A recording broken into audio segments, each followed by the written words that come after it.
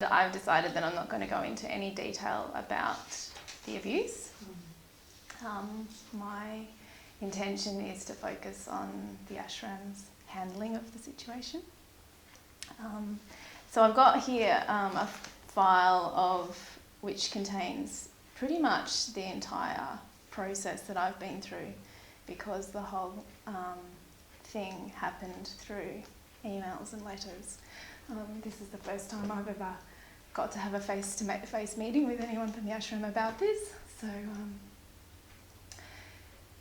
yeah, because no one actually wanted to talk to me, so or hear what I had to say. So everything, strangely enough, is written. It's written down, everything pretty much that happened, all of our communications. So I'm just going to use that as a guide for me to remember what happened and maybe read little bits to you.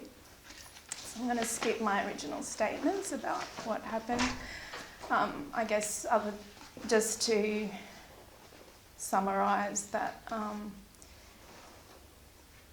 that the abuse happened at Manly Yoga, that it was included several months of sexual harassment, quite severe, which escalated to be quite serious, severe sexual harassment, and 2 occasions of sexual assault.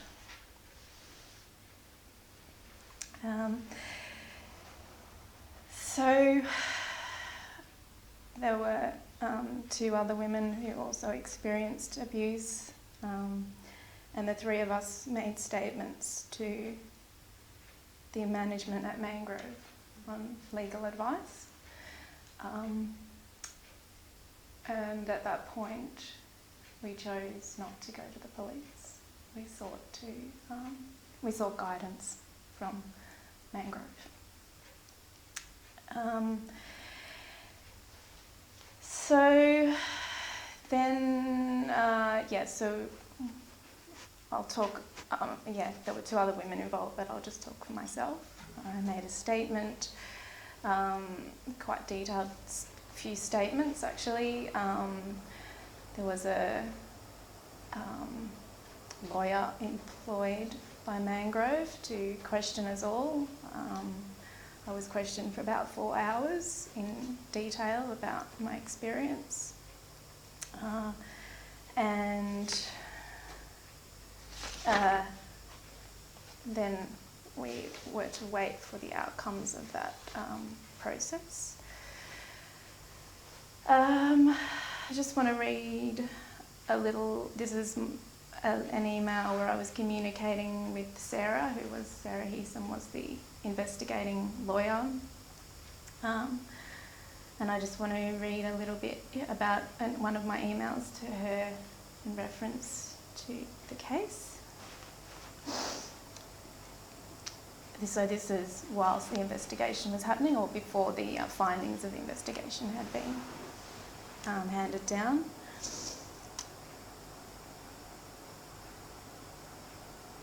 So this is me to Sarah. When people find out about this case, I think other women will come forward with complaints against. I'd like to see Mangrove establish a system for such women to have their complaints heard and dealt with effectively. No woman should have to go through what and I did, agonising over who to tell and who would believe us or take us seriously. They need a system.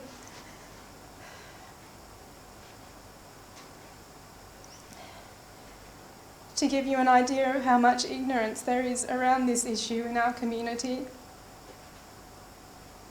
I've heard senior teachers at Mangrove speak highly of Swami Akandanand, who was jailed in the 80s for sex offences, and even make excuses for his behaviour. And I hope that told you that confided in 2 senior teachers about sexual abuse of her years ago, yet nothing was done to stop him. This is indicative of the ignorance in Satyananda-yoga, and they all badly need education to stop this from happening again. I wrote that in November 2010.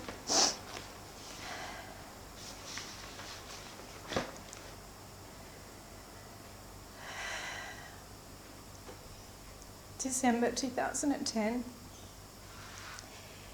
Again, me writing to Sarah. I've been thinking about your suggestion to tell people at Mangrove in person how this case has affected me. I think I'd like to do it, though I'm not sure when, how, who would be there, or who would organise it, or even if I'm strong enough to do it. She never replied to that email.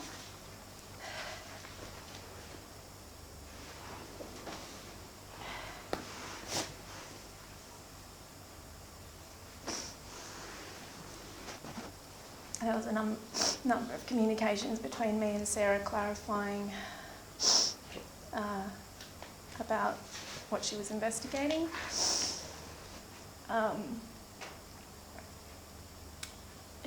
We were told that the investigation would take about a maximum of a month to be finalised, and in that time we were asked not to tell anyone what was going on. So at that time that I most needed support, I felt unable to tell any of my friends what was happening for fear that justice would not be done.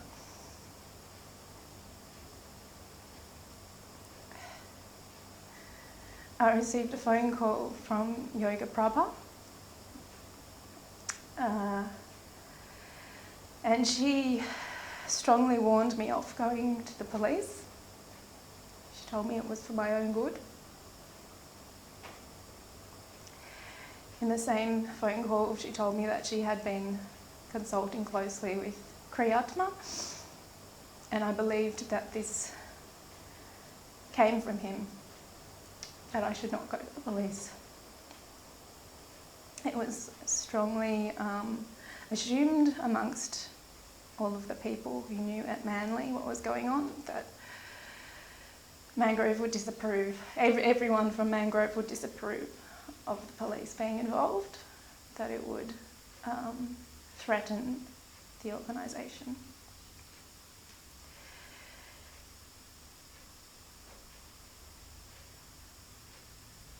I'd also like to say that everyone at Manly was extremely supportive of me.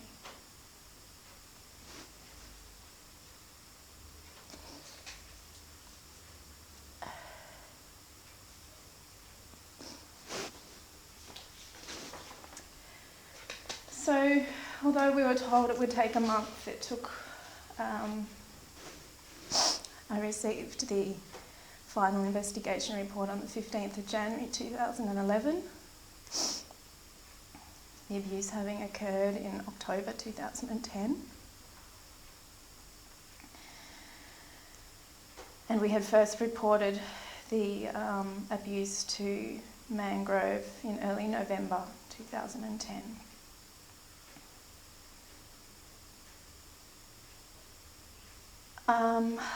So this report, which I have in front of me about the investigation, was clearly written by Sarah Heesum, although it was signed by Kriyatma. I'd like to read a paragraph from it.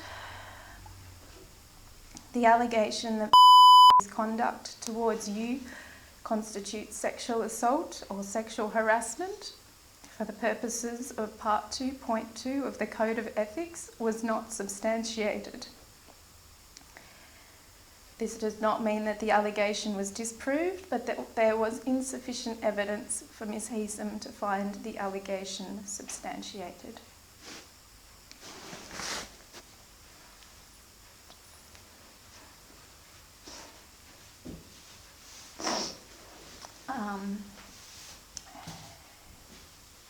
She did, however, find that he had sexually harassed and exploited the other two women.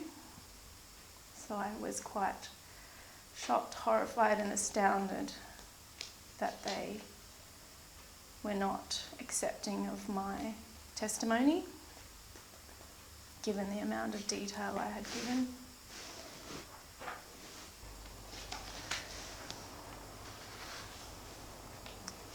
So in the section of this report where they describe actions to be taken against,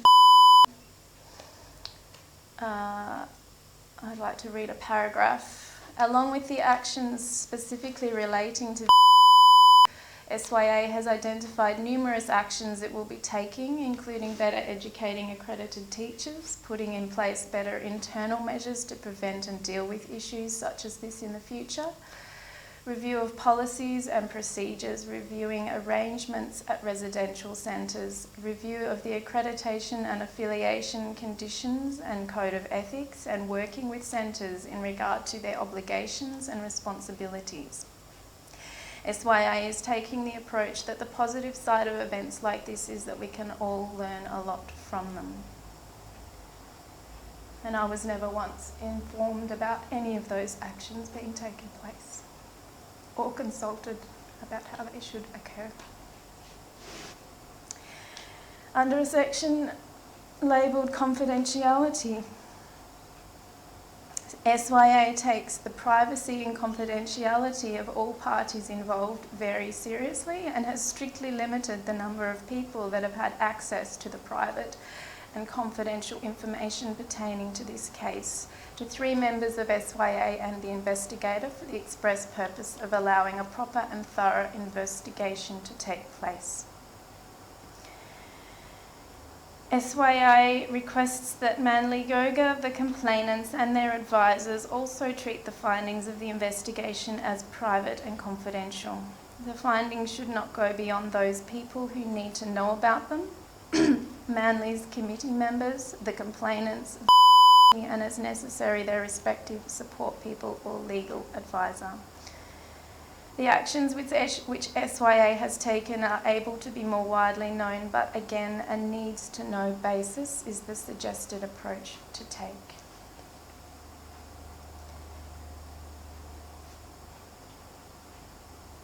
Under a section labelled Further Questions and Comments, SYA has been involved in this case purely as the accrediting body. That being said, it has aimed to take a broad set of actions as are within its parameters. Manly Yoga is the primary organisation responsible for the management of Manly Yoga Centre, its staff and teachers. If you have further questions or comments about this incident, please refer them to Manly Yoga.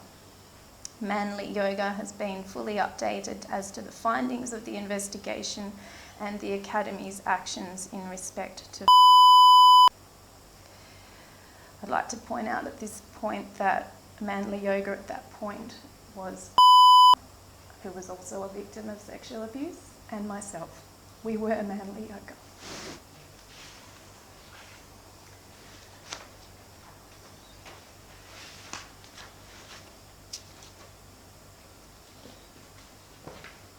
On the issue of confidentiality, Kriya Vijay, who was best friends with at the time,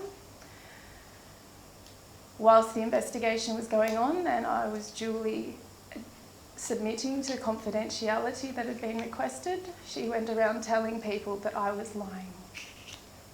I found that out later, that she had gone to people who were very close friends of mine and told them that I was lying.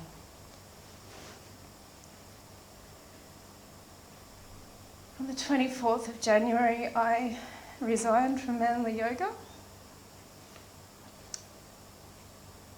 So I'll read you from, this is me writing to my resignation letter. Dear, I'm writing to inform you of my resignation from the position of yoga teacher and full-time Karma Yogi at Manly Yoga. As you know, I've endured extremely stressful conditions since my arrival at Manly Yoga due to the conduct of Smiley, who was also a teacher at Manly Yoga.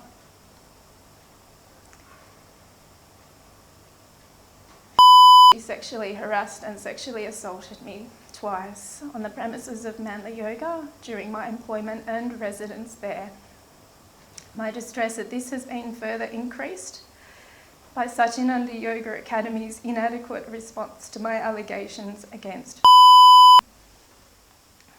Whilst I have tried to continue living and working at Manly Yoga, it is mentally and emotionally unsustainable for me.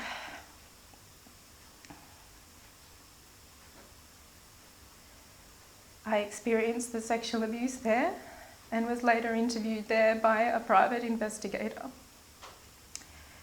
Necessarily, there were ongoing discussions, meetings and email correspondence about the incidents and unbearable waiting to hear the news of the investigation, all of which continued unabated for 2 months until I left on leave.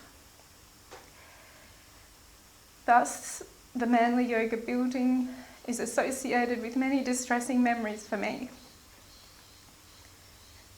It would be damaging to my well-being to continue my involvement with Manly Yoga.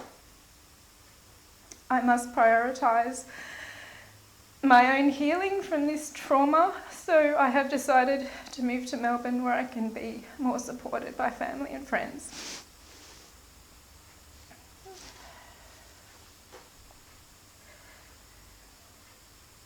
So at that point, I had lost my job, my only source of income, my home, and my entire spiritual community.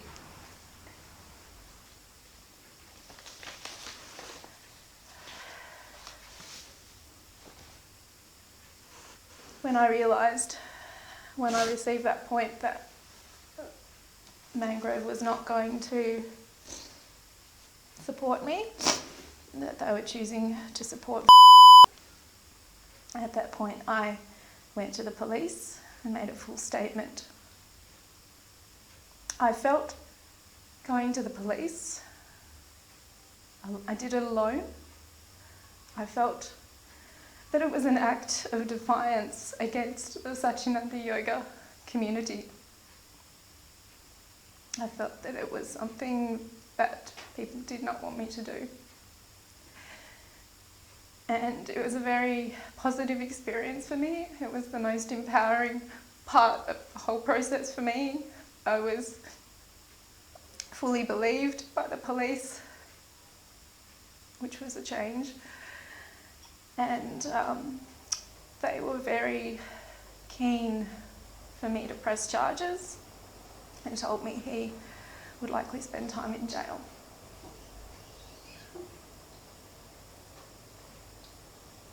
I chose not to pursue that path because at this point, this was in January 2011. At that point, I would say I was a broken person. I was utterly destroyed by what I perceived as an ultimate betrayal by my family, who had at that point been my world until that point.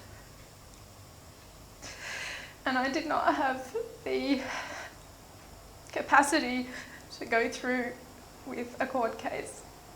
I believe if I had not been subjected to that investigation, that I would have much sooner gone to the police and pursued a case in court.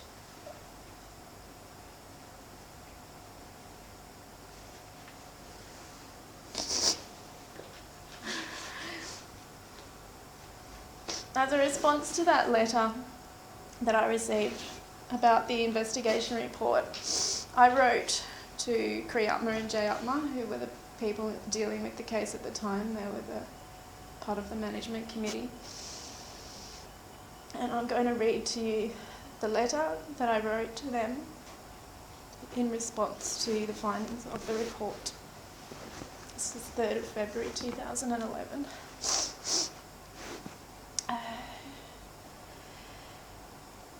Dear Kriyatma and Jayatma, read the investigation report. I write in response to your letter to me dated 15th of January 2011 to raise some concerns I have about the investigation process, findings and actions. Process.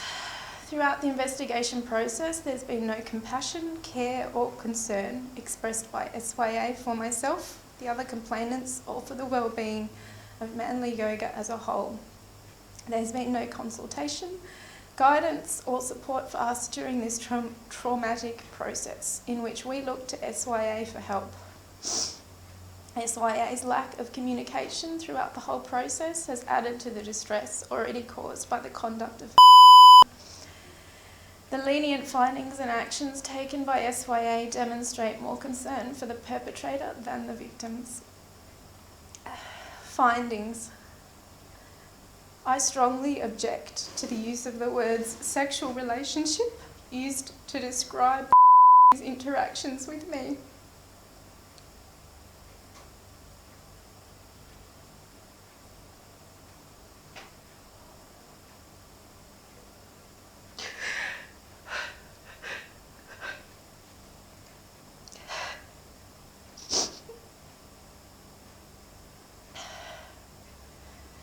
These words suggest sexual activity was consensual, and I reiterate that I never freely consented to any sexual activity with and I'm highly offended at the use of these words.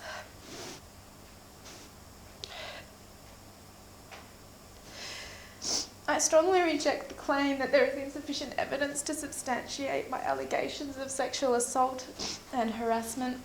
It is the nature of such offences that they are committed secretively and without independent witnesses.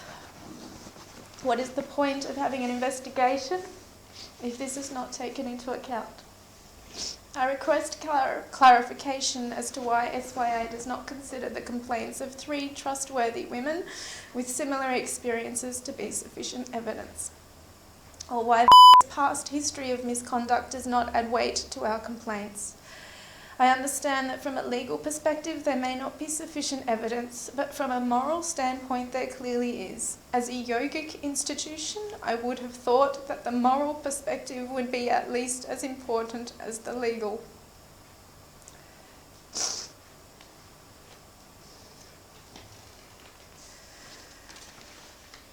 I insist that this behaviour constitutes a breach of the following clauses of the Satyananda-yoga Code of Ethics. 4.2, we all avoid all forms of sexual exploitation, harassment and assault. And 4.3, in any yoga teaching learning situation, including a residential retreat, any form of sexual exploitation or harassment of a resident or yoga associate or visitor is unacceptable. An important point apparently overlooked by Ms. Heesum is that not only was I a colleague of but I was also his student. I was a newly qualified teacher starting my first teaching job, whilst he was a more experienced teacher and well established at the centre. At his insistence, I attended his classes to learn about his teaching style. I also attended many of his yoga classes as a student for most of the time we worked together at Manly Yoga. There was clearly a power disparity between us. His behaviour towards me was an abuse of power and constitutes a breach of the following clause of the Satyananda-yoga Code of Ethics. 4.4, any form of sexual behaviour with a student is unacceptable.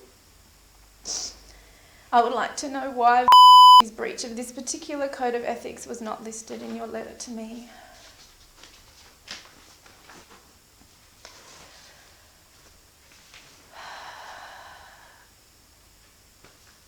It is in the yoga ashram environment where abusive behaviour flourishes, so there can be no benefit in the overt leniency given to him with regards to ashram visits. I am horrified that he will be visiting India, where I have no doubt he will find a way to continue abusing women.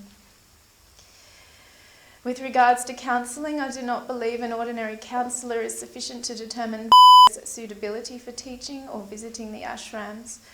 His mental condition needs assessment, diagnosis and treatment. This should be done by a clinical psychologist or a psychologist who specialises in treating sexual perpetrators. Is a master of deception, lies and manipulation. I have no doubt he will say exactly what a counsellor or SYA wants to hear without meaning a word of it. Before reconsidering his suspensions, SYA should insist on diagnosis by a clinical psychologist who is qualified to provide expert opinion on mental dysfunction. Any other assessment of positive change is likely to be meaningless. I cannot imagine how only 6 sessions of counselling could possibly make safe to interact with vulnerable women within the ashram environment. Or that 12 sessions could make him a safe yoga teacher. In the interests of protecting women from this dangerous man, a more responsible action by SYA would have been at least 5-year suspensions from both teaching and ashram visits. Your letter did not detail any plans for the enforcement of these actions. I request information on who will be responsible for ensuring adheres to the suspensions and what processes will be in place to respond if he chooses not to. Confidentiality. I'm appalled that SYA's response to this case is to try and sweep it under the carpet. Members of the Satyananda-yoga community, particularly women, have a right to know the danger poses to their safety. Sexual violence is perpetrated by silence, and SYA ought to take a proactive stance by speaking out against it rather than pretending it never happened. Already I have heard that malicious gossip is spreading about me in relation to this case. This is perpetuated by SYA's failure to speak the truth. Silence also fails to encourage other women who've been abused by from coming forward.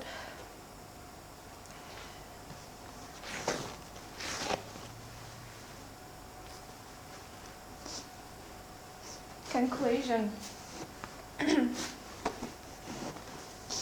SYA is in the unique position of being able to implement actions that may help to positively change. But SYA also has a responsibility to ensure the safety of women involved in Satyananda-yoga. I am concerned that the proposed actions will fall short of affecting positive change in and puts at risk the safety of women who come into contact with him through yoga. I am concerned that will reoffend if stronger action is not taken by SYA. I strongly recommend he undergo much more extensive counselling than is proposed, including assessment and diagnosis by a clinical psychologist or a psychologist who specialises in treating sexual perpetrators. All suspensions should be significantly lengthened in the interests of protecting women.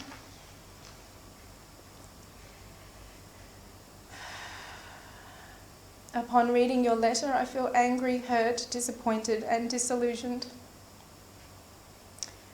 I'd like more understanding, consideration and empathy. Please respond to my concerns and questions in a timely manner. Perhaps you may even be willing to pick up the phone and actually talk to me, rather than sending another cold, heartless letter. I deserve better than that from you.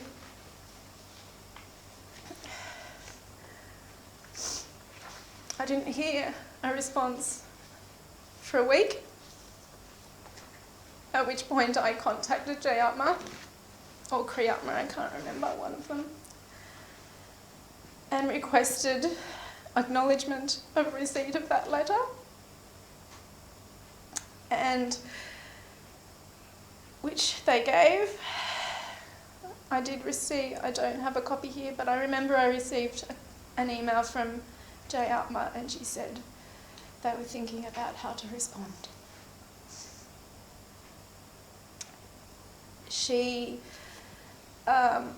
agreed to a phone call, the only time I ever talked to any of them. We spoke for about an hour. We went through that previous letter that I just read in detail, and every single point she refuted. Every single point she had an answer for that rejected my perspective. In the end, she